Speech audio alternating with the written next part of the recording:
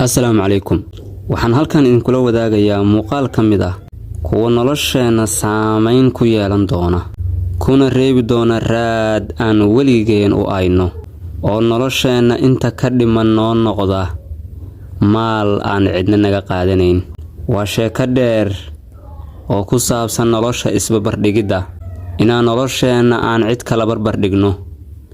Ku soo dhawaada muuqaalkeena maanta. beri baa waxaa jiraday oo cuqdad ku dhacday tuke.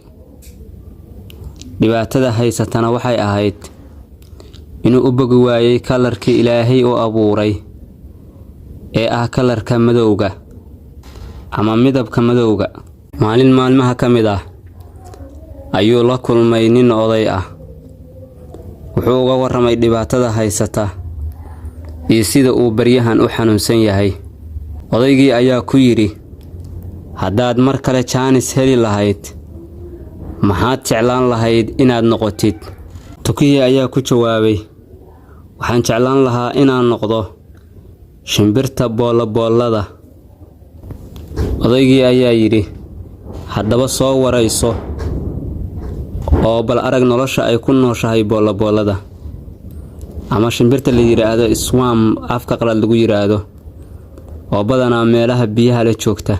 Tukihii ayaa soo tagay una yimid boolobooladii. Wuxuuna ku yiri, alla maxaad nolol haysataa? Maxaa Ilaahay nimco ku siiyey? Waxaad haysataa kalar aad iyo aad u wanaagsan. Biyaha ayaa hadba meel ka tegaysaa. alla maxaa Ilaahay nolol ku siiyey? Boolobooladii ayaa ku tiri, yaa kuu sheegay inaan haysto nolol cajiib ah? Tukihii ayaa ku yiri, oo hadda sidaas maahan miyaa? ma haysatid miyaa nolol cajiib ah? Boolobooladii ayaa ku tiri maya. Tukihii ayaa ku yiri, waa maxay sababta aadan u haysan nolol qurux badan? Boolobooladii ayaa ku jawaabtay, sababtoo ah waa midabkayga caddaanka ah. ma jira adduunkan qof doonaya kalar cad.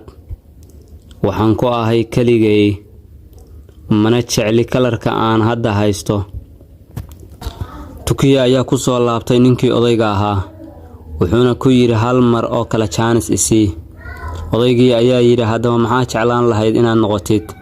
Tukihii ayaa ku jawaabay, waxaan rabi lahaa inaan noqdo haddaan jaanis kale helayo shimbirka ay Soomaalidu u taqaano yabqabi, ama se afka qalaad lagu yiraahdo pirate. waa shimbir leh midabo badan. Odaygii ayaa ku yiri, haddaba soo warayso oo u tag shimbirkaas. Tukihii waxay isi soo raaceen boolobooladii, waxayna raadiyeen shimbirkii yabqame. laakiin isla markii si sahlan kumaysan helin. in muddo ah ay ka baarahayeen kaymaha ayay markii dambe heleen. waxay yiraahdeen, alla maxaad nolol fiican haysataa? alla wuxuu ku siiyey midabo kala duwan oo quruxdii ka batay. dadku waxay jecel yihiin inay ku xanaanaystaan oo ay kula dhaqmaan sida dadka oo kale. yabqamii ayaa ku jawaabay, yaa idinku yiri waxaan haystaa nolol fiican? Tukihii iyo boolobooladii ayaa ku yiri, oo sidaas ma ahan miyaa? waxa uu yiri, maya. waxay yiraahdeen, waa maxay dhibaatada ku haysata? wuxuu yiri, waa midabkaygan cagaarka ah ee u eg dhirta. marka ay raadinayseen soo maysa qaadan inay soo heshiin waqti badan. sidaas si la mid ah waxaan u ekahay dhirta, mana jirto cid si sahlan ii heli karta. dhibaato ayaan ku qabaa kalarkaygan cagaarka ah. saddexdoodii way soo raaceen. waxay u yimaadeen Daa'uus. waxay yiraahdeen, alla maxaad nolol fiican haysataa? Ilaahay wuxuu ku siiyey nolol wanaagsan. dadku markay ay ku arkaan waxay jecel yihiin inay sawir kula galaan.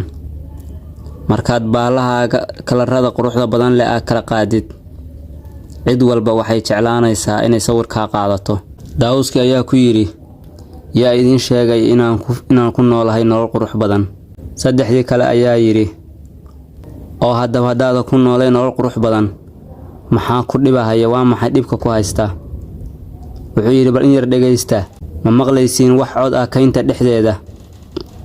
si fiican u dhagaysta. waxay yiraahdeen, haa waan maqlaynaa. waxa uu yiri, waa ugaarte. shimbiraheena midka ugu horeeyo uu dilahayo waa aniga. intii baalashaydu waxay leeyihiin midab aad iyo aad u qurux badan. qof walba wuxuu doonayaa inuu xafiiskiisa iyo gurigiisa ku quruxsado. waarta kastana wuxuu doonayaa inuu lacag kala baxo. haddaba aan su'aal ku weydiinay, haddii adigu aadan haysan nolol fiican, yaa waayo xayawaanka aad isleedahay wuxuu ku nool yahay nolosha ugu wanaagsan ee xayawaanada? daawuskii ayaa ku jawaabay, waa tukaha. aan su'aal ku weydiiyay, ma jirtaa cid u baahan baalasha tukaha? tukii ayaa yiri maya. ma jirtaa cid u baahan oo ay rabto inay cunto hilibka tukaha? tukii ayaa yiri maya. ma jirtaa cid doonaysa inay xafiisyadeeda ama guryaheeda ku quruxsato tukaha? tukii ayaa yiri maya. haddaba walaal, haddaba shimbirka ugu nolosha fiican waa adiga. ma jirto cid adiga gooni ku raadsanaysa. sheekadan waxaan ka baranaynaa in qofka aan isbarbardhigayno aan anagu ka nolol fiican nahay. in qofkaas dhibka haysta uusan anagana haysan. qofka ugu wanaagsan waa adiga walaal. dhib male qofka aad tahay, sida u eg tahay, hantida aad haysato, qaaradda aad ka soo jeedo, qabiilka aad ka dhalatay, waxaasoo dhan wax dhiba ma lahan. waxaa tahay qof heer sare ah. weligaa noloshaada qof kala haba bardhigin. qof kasta markuu 120 cisho jiray ayaa la qoray wax kasta oo noloshiisa ku saabsan. waxaadna leedahay saameyn gooni ah. waa ku mahadsantahay daawashada muuqaalkan. haddii aad ka heshay muuqaalka like saar, haddaad nagu cusubtaana subscribe.